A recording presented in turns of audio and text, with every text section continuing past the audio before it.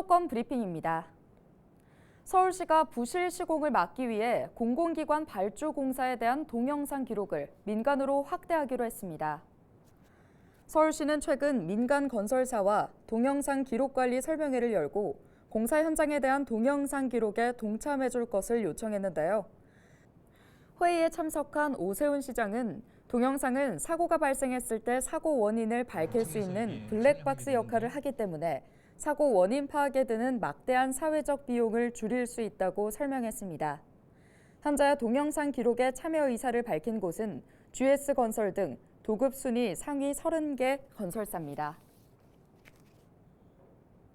제2차 경기도 철도망 구축 사업이 국토교통부 승인 절차를 시작으로 본격적인 궤도에 오릅니다. 경기도는 2026년부터 10년간 추진되는 2차 도시철도망 구축 사업을 위해 다음 달 중 국토교통부에 사전 협의를 신청할 계획인데요.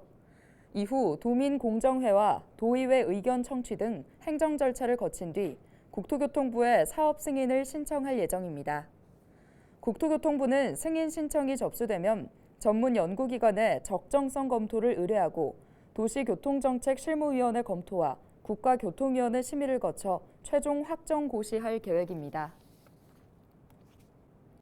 인천에서 지난 1년간 전세 사기로 20, 30대 피해자가 절반 이상을 차지했고 피해액도 1,200억 원이 넘는 것으로 나타났습니다. 인천경찰청은 지난해 7월부터 최근까지 전세 사기 사건 100건을 특별 단속해 모두 503명을 검거하고 이 중 53명을 구속했다고 밝혔습니다. 전세 사기 피해자는 모두 765명이며 전체 피해 금액은 1,238억 원으로 집계됐습니다.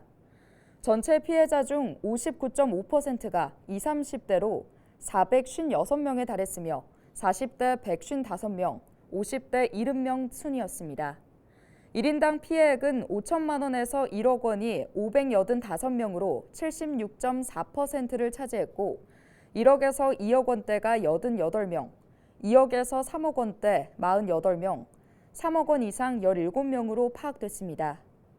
피해 주택 유형으로는 오피스텔이 342명, 아파트 263명, 다세대 주택 157명, 단독주택 3명 순입니다.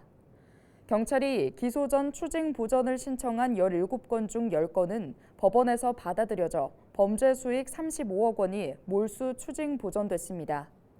인천경찰청은 기존에 수사한 전세 사기 사건의 추가 가담자 등을 계속 확인하는 한편 올해 연말까지 특별 단속을 연장할 방침입니다. 지역 소멸 위기의 그림자가 대한민국의 수도 서울에까지 드리워지고 있습니다.